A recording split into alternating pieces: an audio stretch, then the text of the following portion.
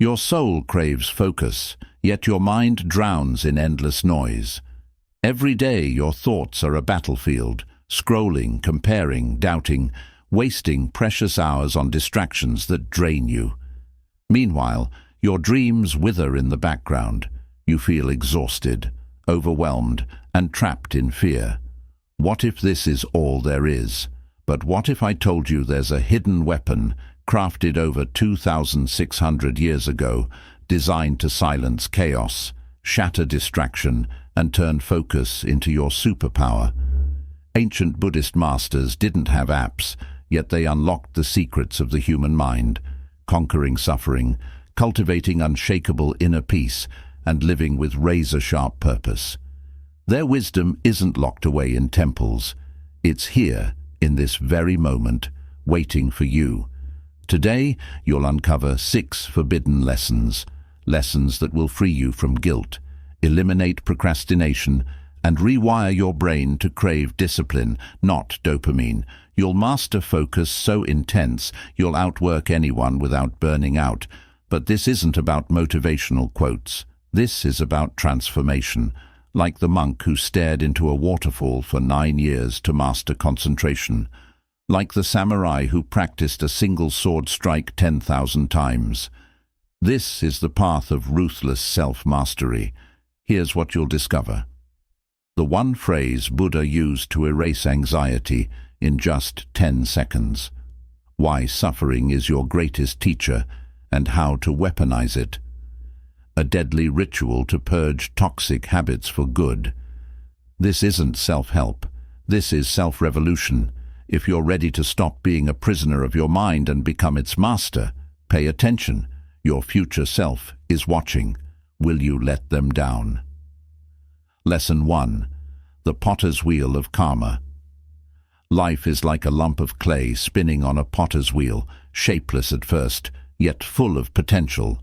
You are the potter. Your hands, your choices, your actions, they shape what your life becomes. Yet too often, people blame fate, luck, or circumstances beyond their control. They wait, hoping life will shape itself, never realizing that the power has always been in their hands. In Buddhism, karma isn't some mystical force of luck. It's intentional action. It's the energy you put into the world and how it ripples back to you. Every thought, every choice, every response, it's all a brushstroke on the canvas of your destiny. Blaming others for your struggles is like letting someone else sculpt your clay. It strips you of your power. But taking responsibility isn't a burden, it's freedom. The moment you fully own your actions, you reclaim the ability to shape your future. Buddha once said, "You are the heir to your actions. Whatever you sow, you reap." Let that sink in. Every challenge you face today is a reflection of something you either created, allowed, or ignored. But this realization isn't meant to shame you, it's meant to awaken you. Because if your past choices built today's reality, then your present choices can create a new future. Imagine waking up every morning and declaring, "Today I create my reality." How would that change the way you show up? Would you still allow distractions to pull you away from your goals? Would you still wait for someone else to fix things for you? And before you sleep, ask yourself, what did I contribute to today's challenges? This isn't about guilt, it's about clarity. When you take radical ownership of your life, you gain radical control over your future. So ask yourself, what clay are you letting others mold for you? Are you shaping your life with intention, or are you letting the world shape it for you? 1. Society and the potter's wheel. Society fears change.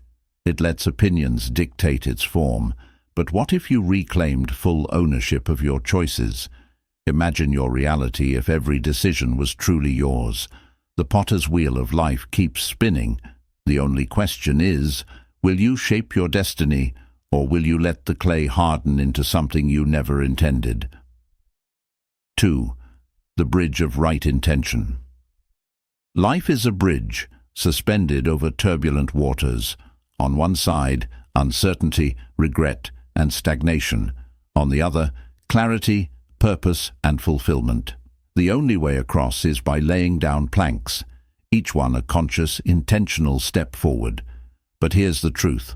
Most people never build their bridge. They stand at the edge, lost in vague wishes, waiting for direction to appear. But direction isn't found, it's created.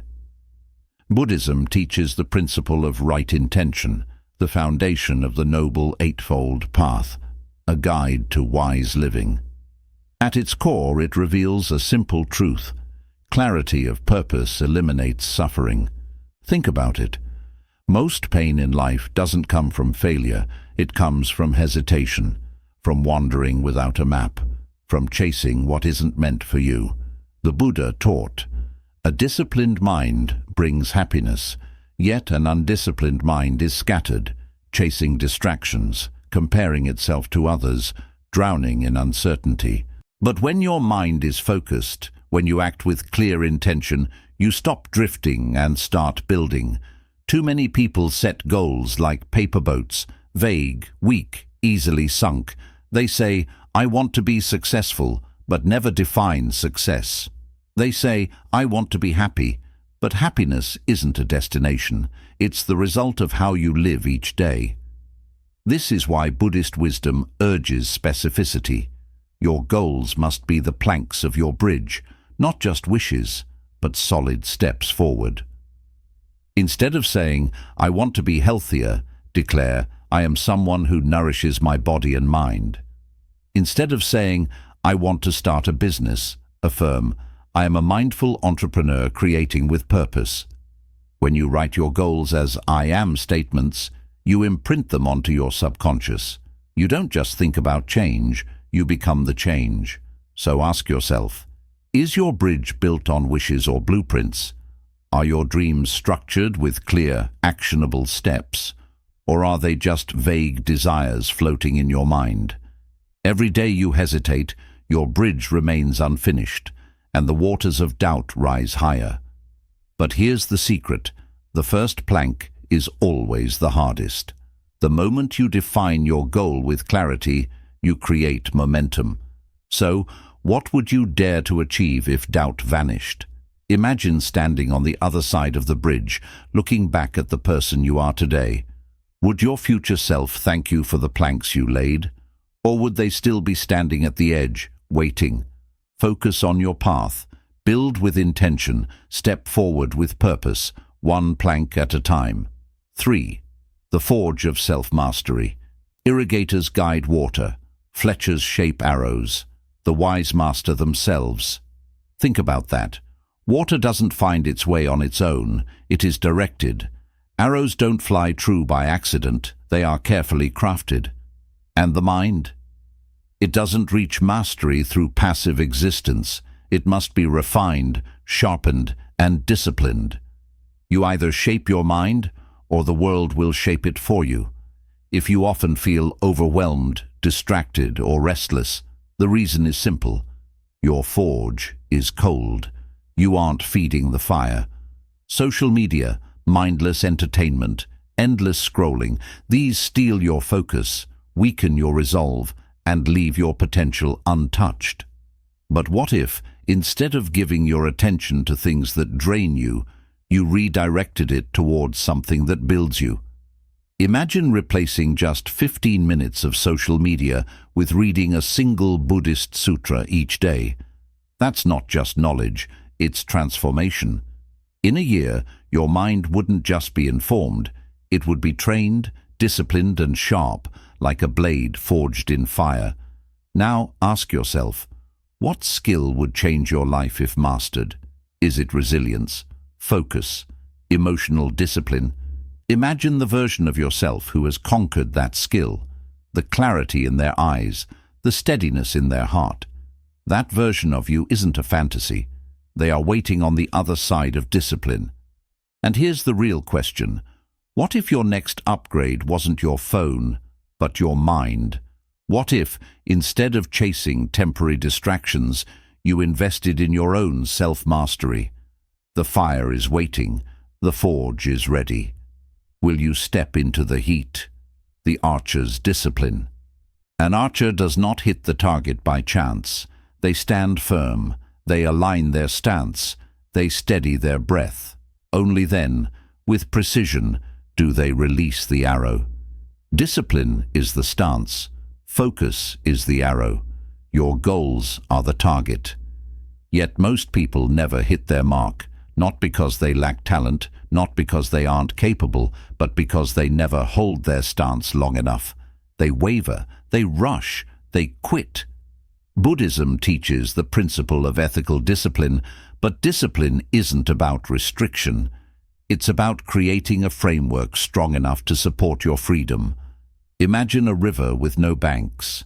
It floods, directionless, destroying everything in its path. But when given structure, it flows with power, carving through mountains.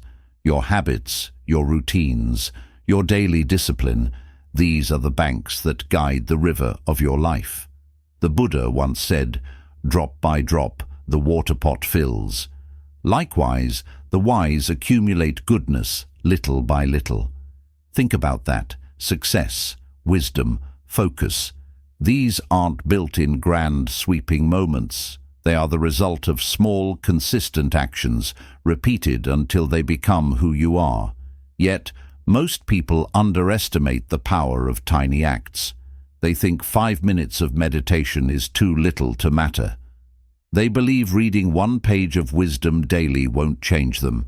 But just like a single drop of water seems insignificant, over time it fills the pot. Over time it reshapes you. The biggest mistake most people make: they wait for motivation. But motivation is like the wind, unreliable. Discipline is the archer's stance. It keeps you steady, even when the wind shifts. The secret to lasting change: want to build better habits. Attach them to something you already do. Don't just say, "I'll start meditating." Instead, anchor it to an existing routine. Brush your teeth. Meditate for 5 minutes right after. Drink coffee. Write down 3 things you're grateful for before the first sip. When habits are linked to familiar actions, they become automatic.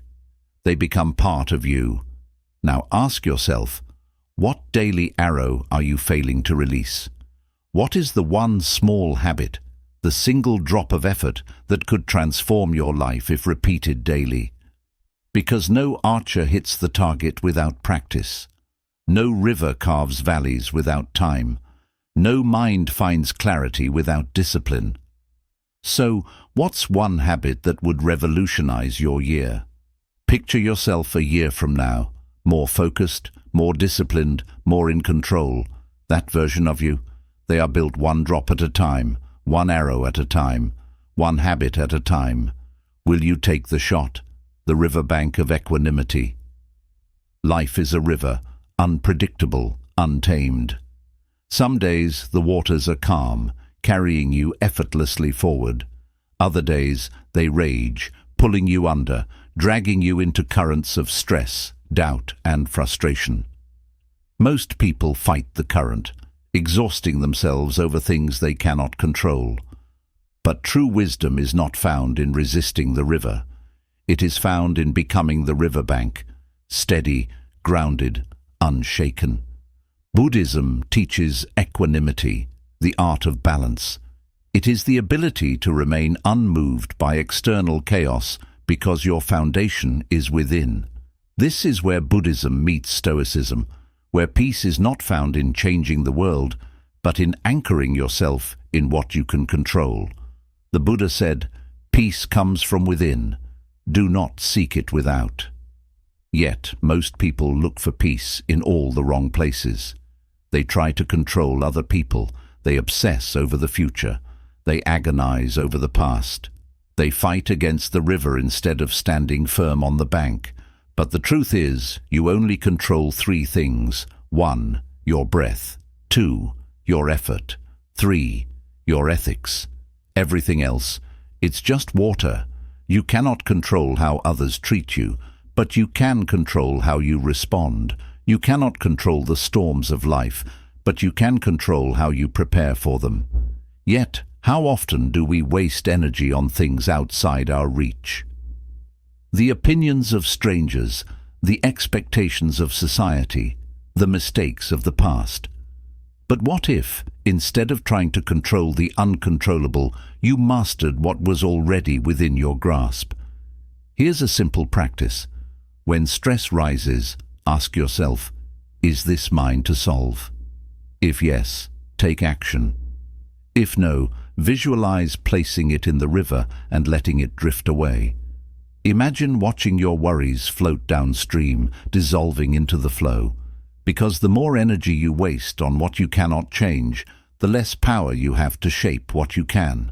So, ask yourself, what river are you trying to swim against?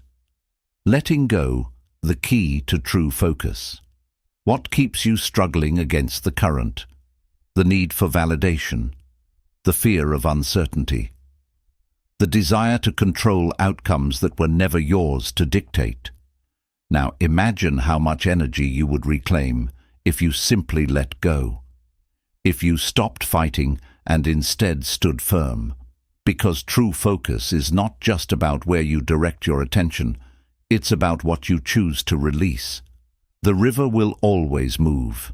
The world will always change. But your power is not in stopping the current. It is in standing strong, grounded in what is truly yours. So, will you keep struggling against the flow, or will you become the riverbank, steady, unshaken and free? The phoenix of right view fire destroys, but it also creates. The forests that burn, they grow back stronger. The metal that melts in the forge, it is reforged into unbreakable steel. The phoenix, it does not fear the flames, it embraces them, because from the ashes it rises, not weaker but wiser. Life will burn you, failure, heartbreak, loss. Most people fear these flames.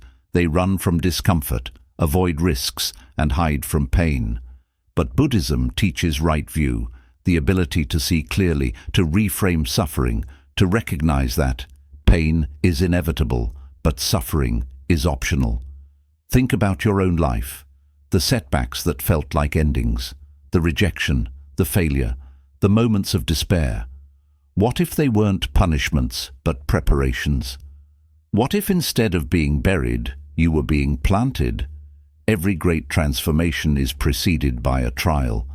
The fire isn't there to destroy you, it's there to refine you.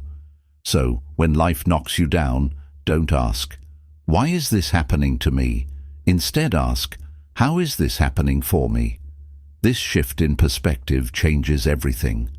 The failed business forced you to innovate. The broken relationship taught you self-worth. The missed opportunity redirected you to something greater. Every setback carries the seed of rebirth, if you choose to see it that way. A simple practice. After every failure, write down one sentence. This happened for me because... The question is, will you let it consume you, or will you let it refine you? Your greatest failures are not roadblocks, they are divine redirections. What if your worst moment was not the end, but the beginning? What if, years from now, you look back and realize, this fire was the moment you were reborn? Will you fear the flames, or will you rise? The lighthouse of prioritization. A lighthouse does not chase ships, it does not flicker uncertainly, it does not move with the tides. It stands firm, unwavering, shining its light so that others may find their way. But most people, they are not lighthouses. They are lost in the storm, pulled by distractions, swayed by obligation, saying yes to everything and wondering why they feel directionless. Focus is not just about what you do, it's about what you refuse to do. Zen teaches Ichigyo Zanmai, total immersion in one task. It is the discipline of doing one thing with full presence. Not half-heartedly, not while multitasking, but with your entire being. Yet today, people wear busyness like a badge of honor. They confuse motion with progress. But the most powerful people are not the ones doing the most. They are the ones doing the right things, with absolute clarity. So, ask yourself, what is your lighthouse? What is the one priority, the one guiding light that should shape your actions? Because the more you chase distractions, the further you drift from your purpose. But when you stand firm, like the lighthouse, you become a beacon, unmoved, unshaken, and truly free. The power of focus, mastering your mind. Most people jump from task to task, checking notifications, answering messages, chasing the urgent while neglecting the important. In the process, they fracture their focus, weaken their will, and dilute their purpose. But the Zen masters had a simple mantra: when walking, walk; when eating, eat. It sounds obvious, but ask yourself, when was the last time you truly did only one thing at a time? Every yes to distraction is a no to mastery.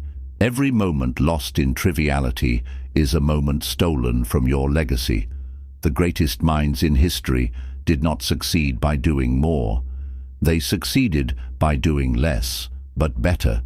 Bruce Lee once said, "I fear not the man who has practiced 10,000 kicks once, but the man who has practiced one kick 10,000 times."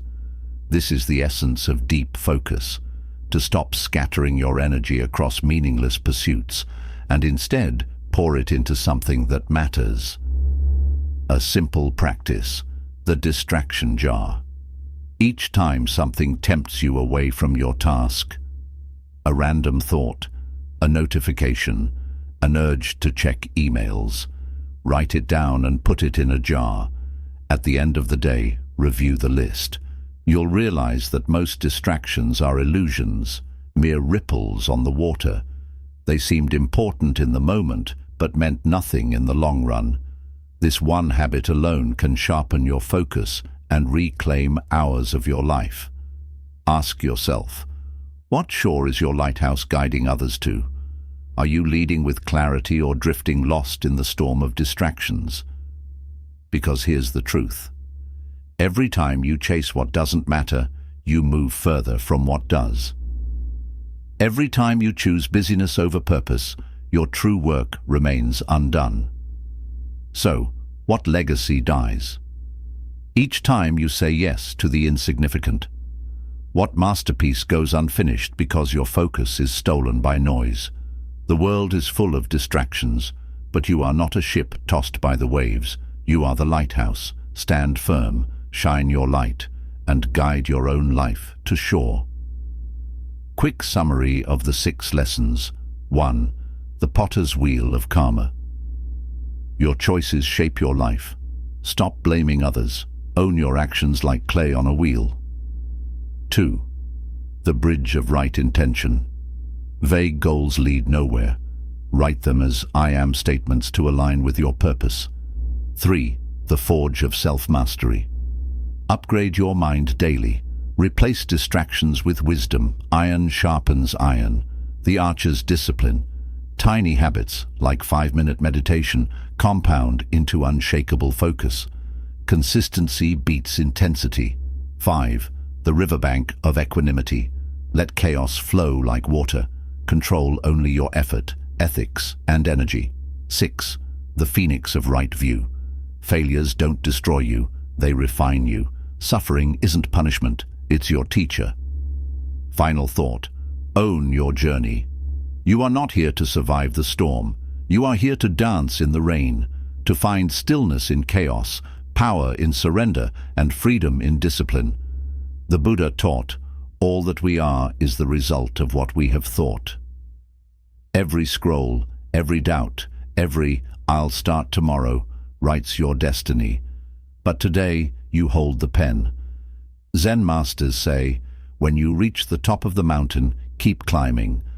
Focus isn't a destination. It's falling in love with the climb. The world will try to drown you in noise, but your breath is an anchor. Your goals are a compass. Your mind is a garden. Only you can tend it. So ask yourself, will you let life happen to you? or will you happen to life? The way is not in the sky, the way is in the heart. Buddha, a student once asked a master, "How do I find peace?" The master replied, "Stop losing yourself in what the world wants, and start finding yourself in what your soul needs." If this stirred something in you, like, share, and comment yes if you're ready to focus like a master. Subscribe to Buddha's wisdom and join a tribe of seekers turning chaos into clarity. Your journey begins now, but only if you choose to begin.